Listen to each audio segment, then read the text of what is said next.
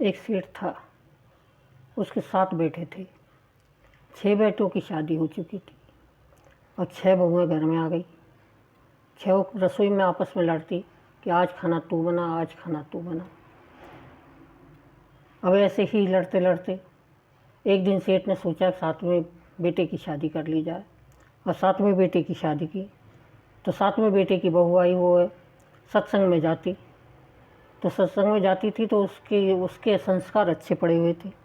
अब 7वीं बहू आई, उसने देखा कि 6 जेठानियाँ आपस में लड़ रही हैं खाना बनाने के लिए। तो वह सुबह सुबह जल्दी उठी और रसोई में गई, नहा धो के रसोई में गई और खाना बनाने लग गई। सास ने कहा कि छोटी बहू, अभी तू पीछे पीछे आई है, सबसे छोटी है, तू क्यों खाना बना रही है? तेरी जेठानियाँ हैं ना खाना बनाने के लिए। बहू ने कहा, मम्मी जी, अपन के अतिथि आते हैं तो अपन भगवान स्वरूप मानकर उनको भोजन कराते हैं। सास बोली, हाँ, उनमें भगवान का वास भी होता है कि हाँ। तो अपने जो घर के परिवार के लोग हैं, जेठ जी हैं, जेठानी हैं, और सारे घर के परिवारों में भी भगवान का वास है, तो इनको भोजन कराने से बहुत फल मिलता है। सास बोली कि ये बात तो ठीक है। दूसरे दिन सुबह सास जल्दी उठी और नहा धो कर रसोई में घुस गई, और रसोई में घुस गई तो वहाँ पे देखा कि जेठानियों ने देखा कि बहू सासू रोटी बना रही है। तो उन्होंने कहा, मम्मी जी आप क्यों खाना बना रही हो, हम हैं ना बनाने के लिए। सास बोली कि नहीं बहू, मैं तुम सबसे बड़ी हूँ तो खाना मैं ही बनाऊँगी, है, मैं सबसे पहले मर जाऊँगी तो ये पुण्य का लाभ मुझे ही लेना है। बहू ने सोचा, अरे ये तो हमने सोचा ही नहीं कभी कि इससे पुण्य मिलता है। अब तो सब बहुएँ कहने लगी कि आज खाना मैं बनाऊँ, आज खाना मैं बनाऊँ। जो बहुएँ पहले कहती कि तू बना, आज कह रही है मैं बनाऊँ। तो अब सब बहुओं का नंबर बढ़ गया। अब सब बहुओं का नंबर बन गया तो छोटी बहू का 4 दिन में नंबर आने लग गया। छोटी बहू ने सोचा कि खाना बनाने में 4 दिन में नंबर आता है, तो वह घर में एक आटा पीसने की चक्की पड़ी थी, तो वह आटा पीसने लग गई और आटा पीस कर उसने सब गरीब परिवार वालों को भगवान का नाम लेते हुए खाना खिलाया, रोटी खिलाई। रोटी बड़ी स्वादिष्ट लगी, सब घर वाले बोले कि आज तो रोटियां बड़ी स्वादिष्ट लग रही है। उन्होंने कहा, बहू तने आज चक्की क्यों पीसी? कि सासू जी, गेहूँ पीस कर आटा बनाकर रोटी खिलाने से और भी ज़्यादा पुण्य मिलता है। अब तो सास भी आटा पीसने लग गई, तो 6 बहुओं ने भी अपने अपने पतियों से कहा कि हमें भी चक्की ला के दो। अब तो 6 बहुएँ भी आटा पीसने लग गई। ऐसे देखते देखते घर में खूब आटा पीसने लग गया। छोटी बहू ने देखा कि आटा तो खूब पिस रहा है, तो उसने देखा कि बर्तन मांजने के लिए अपने घर में नौकरानी आती है, मैं क्यों ना बर्तन मांज लूँ। तो वह सुबह जल्दी उठकर बर्तन मांजने लगी। सासू जी बोली कि बहू, घर में नौकरानी आती है, तू क्यों बर्तन मांज रही है?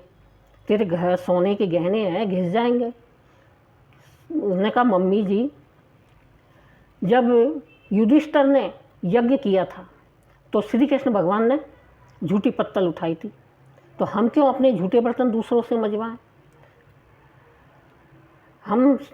अगर हम दूसरों के झूठे बर्तन मांजेंगे, अपने घर परिवार के झूठे बर्तन मांजेंगे तो हमको पुण्य मिलेगा। और सास बोली, अरे ये बात तो ठीक है, ये तो कभी मैंने सोचा ही नहीं था।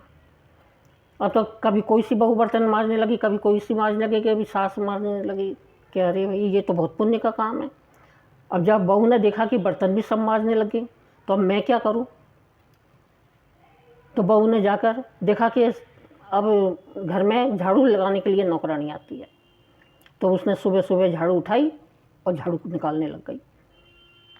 यह देखकर सासू ने फिर पूछा कि बहू, तू क्यों झाड़ू निकाल रही है? अपने घर में नौकरानी आती है झाड़ू निकालने के लिए। कि मम्मी जी, जब राम भगवान वन को गए थे तो उस समय सबरी अपने घर की झाड़ू निकालती थी और आसपास की झाड़ू निकालती थी, क्योंकि कई ऋषि मुनि आते हैं तो उनके कंकड़ कांटे पत्थर कुछ चुभ न जाए, इसलिए वह अपने पूरे आसपास की सफाई करती थी। तो भगवान जो श्री राम भगवान हैं वो सबसे पहले उसी के घर आए थे कि बहू, ये बात तो तू ठीक कहती है। अब तो सभी झाड़ू निकालने लगे। कभी कोई सी बहू निकाले, कभी कोई सी बहू निकाले, तो झाड़ू पोंछा सब काम बट के खूब बढ़िया होने लग गया। तो घर में खूब सुख शांति होने लग गई, खूब आपसी प्रेम बढ़ गया। अब आपसी प्रेम बढ़ गया तो जहाँ प्रेम बढ़ता है वहाँ तो लक्ष्मी जी आती है, और जहाँ कलह होता है वहाँ निर्धनता आती है, गरीबी आती है। अब सेठ जी के घर में खूब धन होने लग गया, खूब लक्ष्मी जी का वास हो गया। तो सेठ जी ने अपनी चारों बहुओं को खूब गहने बनवाए, खूब कपड़े लत्ते मंगवा दिए, खूब साड़ियाँ, अच्छी अच्छी साड़ियाँ मंगवा दी, और पैसे भी दे दिए। अब ये देखकर छोटी बहू ने बड़ी जेठानी के पास में गई, जेठानी से बोली कि भाभी जी, आपके बच्चे बड़े हो गए हैं, तो ये गहने, आप बच्चों की शादी करोगे तो ये गहने आपके काम आएंगे, ये रख लो। और जो कपड़े थे, कुछ पैसे नौकरों में बांट दिए। सास बोली कि अरे बहू, तूने अपने गहने जेठानी को क्यों दिए? तेरे ससुर ने तो चारों को बराबर से गहने दिए हैं। बहू बोली, मम्मी जी, ये गहने मेरे किस काम आएंगे? जेठानी के बच्चे बड़े हो गए, अब ये शादी करेंगी तो उनके बच्चों में काम आ जाएंगे। और कि कपड़े और पैसे, कि कपड़े पैसे मैंने नौकरों में बांट दिए, कि मैं इतने पैसों को क्या करूँगी? अगर ये मेरा ज़रूरत का सामान अगर ज़रूरत है और किसी दूसरे को ज़्यादा ज़रूरत है तो ये पैसे उसके काम आए तो अपने को बहुत अच्छी शांति मिलती है। सास ने कहा कि अरे बहू, तू बात तो सही कह रही है।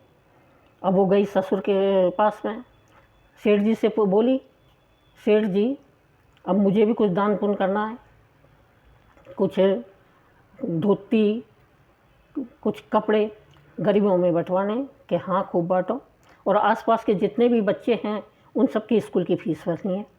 सेठ जी बड़े आश्चर्य में पड़ गए कि जो सेठानी मैं किसी को नौकर को कुछ दे देता था तो ही मुझसे लड़ने लग जाती थी, आज ये खुद बांट रही है कि चलो बढ़िया वो। अब तो उस सेठ जी की खूब तो जगह जगह ख्याति फैल गई और खूब उसकी बड़ाई भी होने लग गई। अब यह देखकर पड़ोस के भी सुधर गए, पड़ोस में आपसी देन लेन से भाईचारा बढ़ गया, उनमें अब तो घर पूरा स्वर्ग बन गया। इस तरह से जो हमारे बड़े आचरण करते हैं, जो बड़े करते हैं उनका ही आचरण छोटे करते हैं, तो इससे सारा मोहल्ला सुधर गया, सारे मोहल्ले में बढ़ाई होने लग गई। और सेठानी दान पुण्य करने लग गई तो इससे उसका परलोक भी सुधर गया। तो इस तरह अपने घर को भी स्वर्ग बनाओ और मरने के बाद में हमें परलोक में अच्छा स्वर्गवास मिले, अच्छा स्वर्ग मिले, अच्छी मोक्ष प्राप्ति हो। इस तरह का हमें भी इस तरह करना चाहिए।